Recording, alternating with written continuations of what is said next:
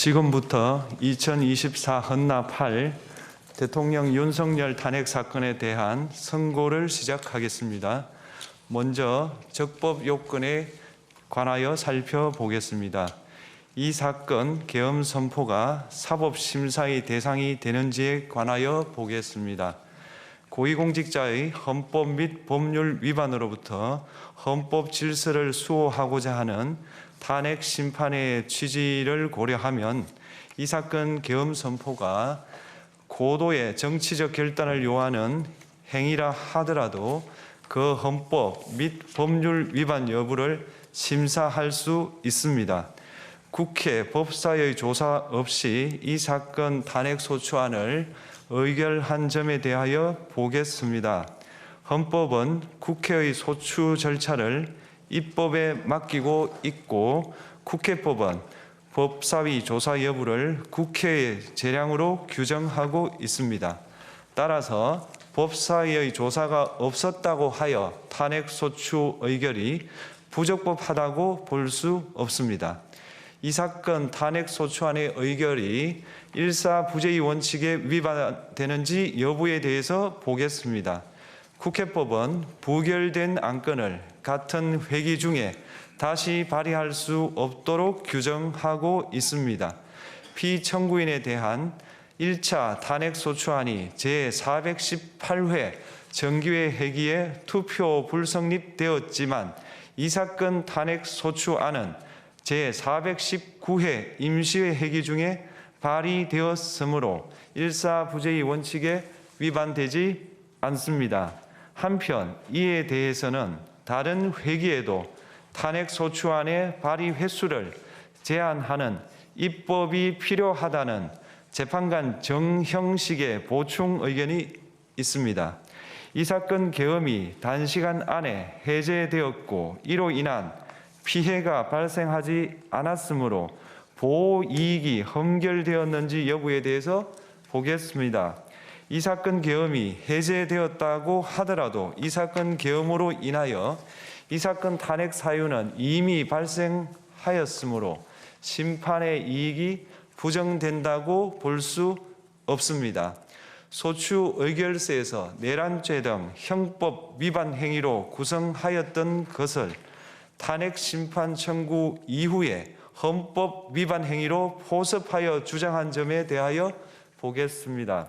기본적 사실관계는 동일하게 유지하면서 적용 법조문을 철회, 변경하는 것은 소추 사유의 철회, 변경에 해당하지 않으므로 특별한 절차를 거치지 않더라도 허용됩니다. 피청구인은 소추 사유에 내란죄 관련 부분이 없었다면 의결 정족수를 충족하지 못하였을 것이라고 주장하지만 이는 가정적 주장에 불과하며 객관적으로 뒷받침할 만한 근거도 없습니다. 대통령의 지위를 탈취하기 위하여 탄핵 소추권을 남용하였다는 주장에 대하여 보겠습니다. 이 사건 탄핵 소추안의 의결 과정이 적법하고 피소추자의 헌법 또는 법률 위반이 일정 수준 이상 소명되었으므로 탄핵 소추권이 남용되었다고 볼 수 없습니다. 그렇다면 이 사건 탄핵 심판 청구는 적법합니다. 한편 증거법칙과 관련하여 탄핵 심판 절차에서 형사소송법상 전문 법칙을 완화하여 적용할 수 있다는 재판관 이미선, 김형두의 보충 의견과 탄핵 심판 절차에서 앞으로는 전문 법칙을 보다 엄격하게 적용할 필요가 있다는 재판관 김복형, 조한창의 보충 의견이 있습니다. 다음으로 피청구인이 직무집행에 있어 헌법이나 법률을 위반하였는지 피청구인의 법 위반 행위가 피청구인을 파면할 만큼 중대한 것인지에 관하여 살펴보겠습니다. 우선 소추 사유별로 살펴보겠습니다. 1. 이 사건 계엄 선포에 관하여 보겠습니다. 헌법 및 계엄법에 따르면 비상계엄 선포의 실체적 요건 중 하나는 전시, 사변 또는 이에 준하는 국가 비상사태로 저가 교전 상태에 있거나 사회 질서가 극도로 교란되어 행정 및 사법 기능의 수행이 현저히 곤란한 상황이 현실적으로 발생하여야 한다는 것입니다. 피청구인은 야당이 다수 의석을 차지한 국회의 이례적인 탄핵소추 추진, 일방적인 입법권 행사 및 예산 삭감 시도 등의 전횡으로 인하여 위와 같은 중대한 위기사항이 발생하였다고 주장합니다. 피청구인의 취임 후 이 사건 계엄 선포 전까지 국회는 행안부 장관, 검사, 방통위위원장, 감사원장 등에 대하여 총 22건의 탄핵소추안을 발의하였습니다. 이는 국회가 탄핵소추 사유의 위헌, 위법성에 대해 숙고하지 않은 채 법 위반의 의혹에만 근거하여 탄핵심판 제도를 정부에 대한 정치적 압박 수단으로 이용하였다는 우려를 낳았습니다. 그러나 이 사건 계엄 선포 당시에는 검사 1인 및 방통위위원장에 대한 탄핵 심판 절차만이 진행 중이었습니다. 피청구인이 야당이 일방적으로 통과시켜 문제가 있다고 주장하는 법률안들은 피청구인이 제의를 요구하거나 공포를 보류하여 그 효력이 발생되지 않은 상태였습니다. 2025년도 예산안은 2024년 예산을 집행하고 있었던 이 사건 계엄 선포 당시 상황에 어떠한 영향을 미칠 수 없고 위 예산안에 대하여 국회 예결특위의 의결이 있었을 뿐 본회의의 의결이 있었던 것도 아닙니다. 따라서 국회의 탄핵소추, 입법, 예산안 심의 등의 권한 행사가 이 사건 계엄 선포 당시 중대한 위기 상황을 현실적으로 발생시켰다고 볼 수 없습니다. 국회의 권한 행사가 위법, 부당하더라도 헌법재판소의 탄핵 심판, 피청구인의 법률안 제의 요구 등 평상시 권력 행사 방법으로 대처할 수 있으므로 국가 긴급권의 행사를 정당화할 수 없습니다. 피청구인은 부정선거 의혹을 해소하기 위하여 이 사건 계엄을 선포하였다고도 주장합니다.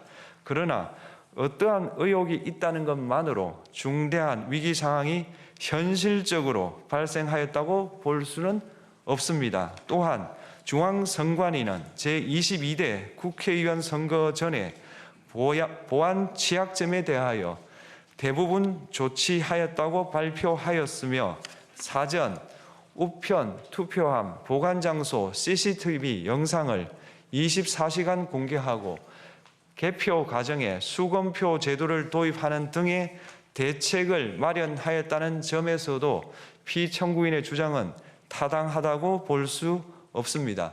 결국 피청구인이 주장하는 사정을 모두 고려하더라도 피청구인의 판단을 객관적으로 정당화할 수 있을 정도의 위기 상황이 이 사건 계엄 선포 당시 존재하였다고 볼 수 없습니다.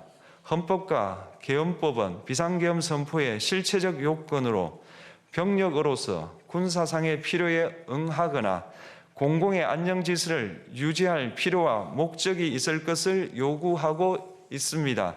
그런데 피청구인이 주장하는 국회의 권한 행사로 인한 국정마비 상태나 부정선거 의혹은 정치적, 제도적, 사법적 수단을 통하여 해결하여야 할 문제이지 병력을 동원하여 해결할 수 있는 것이 아닙니다. 피청구인은 이 사건 계엄이 야당의 전횡과 국정위기 상황을 국민에게 알리기 위한 경고성 계엄 또는 호소형 계엄이라고 주장하지만 이는 계엄법이 정한 계엄 선포의 목적이 아닙니다. 또한 피청구인은 계엄 선포에 그치지 아니하고 군경을 동원하여 국회의 권한 행사를 방해하는 등의 헌법 및 법률 위반 행위로 나아갔으므로 경고성 또는 호소형 계엄이라는 피청구인의 주장을 받아들일 수 없습니다. 그렇다면 이 사건 계엄 선포는 비상계엄 선포의 실체적 요건을 위반한 것입니다. 다음으로 이 사건 계엄 선포가 절차적 요건을 준수하였는지에 관하여 보겠습니다. 계엄 선포 및 계엄 사령관 임명은 국무회의의 심의를 거쳐야 합니다. 피청구인이 이 사건 계엄을 선포하기 직전에 국무총리 및 9명의 국무위원에게 계엄 선포의 취지를 간략히 설명한 사실은 인정됩니다. 그러나 피청구인은 계엄사령관 등 이 사건 계엄의 구체적인 내용을 설명하지 않았고 다른 구성원들에게 의견을 진술할 기회를 부여하지 않은 점을 고려하면 이 사건 계엄 선포에 관한 심의가 이루어졌다고 보기도 어렵습니다. 그 외에도 피청구인은 국무총리와 관계 국무위원이 비상계엄 선포문에 부서하지 않았음에도 이 사건 계엄을 선포하였고 그 시행 일시, 시행 지역 및 계엄사령관을 공고하지 않았으며 지체 없이 국회에 통고하지도 않았으므로 헌법 및 계엄법이 정한 비상계엄 선포의 절차적 요건을 위반하였습니다. 2. 국회에 대한 군경 투입에 관하여 보겠습니다. 피청구인은 국방부 장관에게 국회에 군대를 투입할 것을 지시하였습니다. 이에 군인들은 헬기 등을 이용하여 국회 경내로 진입하였고 일부는 유리창을 깨고 본관 내부로 들어가기도 하였습니다. 피청구인은 육군 특수전 사령관 등에게 의결 정족수가 채워지지 않은 것 같으니 문을 부수고 들어가서 안에 있는 인원들을 끄집어내라는 등의 지시를 하였습니다. 또한 피청구인은 경찰청장에게 계엄사령관을 통하여 이 사건 포고령의 내용을 알려주고 직접 6차례 전화를 하기도 하였습니다. 이에 경찰청장은 국회 출입을 전면 차단하도록 하였습니다. 이는 이로 인하여 국회로 모이고 있던 국회의원들 중 일부는 담장을 넘어가야 했거나 아예 들어가지 못하였습니다.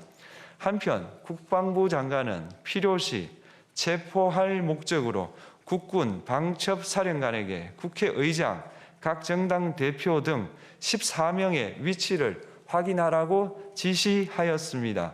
피청구인은 국가정보원 1차장에게 전화하여 국군 방첩사령부를 지원하라고 하였고 국군 방첩사령관은 국가정보원 1차장에게 위 사람들에 대한 위치 확인을 요청하였습니다. 이와 같이 피청구인은 군경을 투입하여 국회의원의 국회 출입을 통제하는 한편 이들을 끌어내라고 지시함으로써 국회의 권한 행사를 방해하였으므로 국회에 계엄 해제 요구권을 부여한 헌법 조항을 위반하였고 국회의원의 심의 표결권, 불체포 특권을 침해하였습니다. 또한 각 정당의 대표 등에 대한 위치 확인 시도에 관여함으로써 정당 활동의 자유를 침해하였습니다.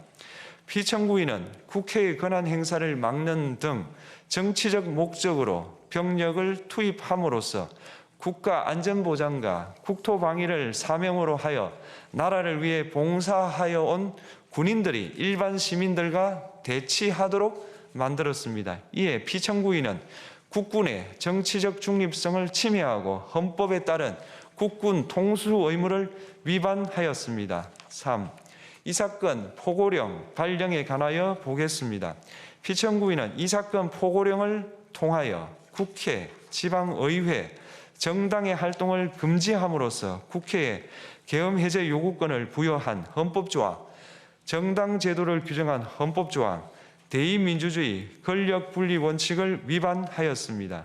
비상계엄 하에서 기본권을 제한하기 위한 요건을 정한 헌법 및 계엄법 조항, 영장주의를 위반하여 국민의 정치적 기본권, 단체 행동권, 직업의 자유를 침해하였습니다. 4. 중앙선관위에 대한 압수수색에 관하여 보겠습니다. 피청구인은 국방부 장관에게 병력을 동원하여 선관위의 전산 시스템을 점검하라고 지시하였습니다. 이에 따라 중앙선관위 청사에 투입된 병력은 출입 통제를 하면서 당직자들의 휴대전화를 압수하고 전산 시스템을 촬영하였습니다. 이는 선관위에 대하여 영장 없이 압수수색을 하도록 하여 영장주의를 위반한 것이자 선관위의 독립성을 침해한 것입니다. 5. 법조인에 대한 위치 확인 시도에 관하여 보겠습니다. 앞서 말씀드린 바와 같이 피청구인은 필요시 체포할 목적으로 행해진 위치 확인 시도에 관여하였는데 그 대상에는 퇴임한 지 얼마 되지 않은 전 대법원장 및 전 대법관도 포함되어 있었습니다. 이는 현직 법관들로 하여금 언제든지 행정부에 의한 체포 대상이 될 수 있다는 압력을 받게 함으로 사법권의 독립을 침해한 것입니다. 지금까지 살펴본 피청구인의 법 위반 행위가 피청구인을 파면할 만큼 중대한 것인지 관하여 보겠습니다. 피청구인은 국회와의 대립사항을 타개할 목적으로 이 사건 계엄을 선포한 후 군경을 투입시켜 국회의 헌법상 권한 행사를 방해함으로써 국민 주권주의 및 민주주의를 부정하고 병력을 투입시켜 중앙선관위를 압수수색하도록 하는 등 헌법이 정한 통치구조를 무시하였으며 이 사건 포고령을 발령함으로써 국민의 기본권을 광범위하게 침해하였습니다. 이러한 행위는 법치국가 원리와 민주국가 원리의 기본 원칙들을 위반한 것으로 그 자체로 헌법 질서를 침해하고 민주공화정의 안정성에 심각한 위해를 끼쳤습니다. 한편 국회가 신속하게 비상계엄 해제 요구를 결의할 수 있었던 것은 시민들의 저항과 군경의 소극적인 임무 수행 덕분이었으므로 이는 피청구인의 법 위반에 대한 중대성 판단에 영향을 미치지 않습니다. 대통령의 권한은 어디까지나 헌법에 의하여 부여받은 것입니다. 피청구인은 가장 신중히 행사되어야 할 권한인 국가 긴급권을 헌법에서 정한 한계를 벗어나 행사하여 대통령으로서의 권한 행사에 대한 불신을 초래하였습니다. 피청구인이 취임한 이래 야당이 주도하고 이례적으로 많은 탄핵 소추로 인하여 여러 고위공직자의 권한 행사가 탄핵 심판 중 정지되었습니다. 2025년도 예산안에 관하여 헌정사상 최초로 국회 예산결산특별위원회에서 정액 없이 감액에 대해서만 야당 단독으로 의결하였습니다. 피청구인이 수립한 주요 정책들은 야당의 반대로 시행될 수 없었고 야당은 정부가 반대하는 법률안들을 일방적으로 통과시켜 피청구인의 제2 요구와 국회의 법률안 의결이 반복되기도 하였습니다. 그 과정에서 피청구인은 야당의 전횡으로 국정이 마비되고 국익이 현저히 저해되어 가고 있다고 인식하여 이를 어떻게든 타개하여야만 한다는 막중한 책임감을 느끼게 되었을 것으로 보입니다. 피청구인이 국회의 권한 행사가 권력 남용이라거나 국정 마비를 초래하는 행위라고 판단한 것은 정치적으로 존중되어야 합니다. 그러나 피청구인과 국회 사이에 발생한 대립은 일방의 책임에 속한다고 보기 어렵고 이는 민주주의 원리에 따라 해소되어야 할 정치의 문제입니다. 이에 관한 정치적 견해의 표명이나 공적 의사결정은 헌법상 보장되는 민주주의와 조화될 수 있는 범위에서 이루어져야 합니다. 국회는 소수 의견을 존중하고 정부와의 관계에서 관용 그리고 자제를 전제로 대화와 타협을 통하여 결론을 도출하도록 노력하였어야 합니다. 피청구인 역시 국회의 대표인 국회를 협치의 대상으로 존중하였어야 합니다. 그럼에도 불구하고 피청구인은 국회를 배제의 대상으로 삼았는데 이는 민주정치의 전제를 허무는 것으로 민주주의와 조화된다고 보기 어렵습니다. 피청구인은 국회의 권한 행사가 다수의 횡포라고 판단했다 하더라도 헌법이 예정한 자구책을 통해 견제와 균형이 실현될 수 있도록 하였어야 합니다. 피청구인은 취임한 때로부터 약 2년 후에 치러진 국회의원 선거에서 피청구인이 국정을 주도하도록 국민을 설득할 기회가 있었습니다. 그 결과가 피청구인의 의도에 부합하지 않더라도 야당을 지지한 국민의 의사를 배제하려는 시도를 하여서는 안 되었습니다. 그럼에도 불구하고 피청구인은 헌법과 법률을 위반하여 이 사건 계엄을 선포함으로써 국가 긴급권 남용의 역사를 재현하여 국민을 충격에 빠뜨리고 사회, 경제, 정치, 외교 전 분야의 혼란을 야기하였습니다. 국민 모두의 대통령으로서 자신을 지지하는 국민을 초월하여 사회 공동체를 통합시켜야 할 책무를 위반하였습니다. 군경을 동원하여 국회 등 헌법기관의 권한을 훼손하고 국민의 기본적 인권을 침해함으로써 헌법 소호의 책무를 저버리고 민주공화국의 주권자인 대한국민의 신임을 중대하게 배반하였습니다. 결국 피청구인의 위법 행위는 국민의 신임을 배반한 것으로 헌법 소호의 관점에서 용납될 수 없는 중대한 법 위반 행위에 해당합니다. 피청구인의 법 위반 행위가 헌법 질서에 미친 부정적 영향과 파급 효과가 중대하므로 피청구인을 파면함으로써 얻는 헌법 소호의 이익이 대통령 파면에 따르는 국가적 손실을 압도할 정도로 크다고 인정됩니다. 이에 재판관 전원의 일치된 의견으로 주문을 선고합니다. 탄핵 사건이므로 선고 시각을 확인하겠습니다. 지금 시각은 오전 11시 22분입니다. 주문, 피청구인 대통령 윤석열을 파면한다. 마치겠습니다.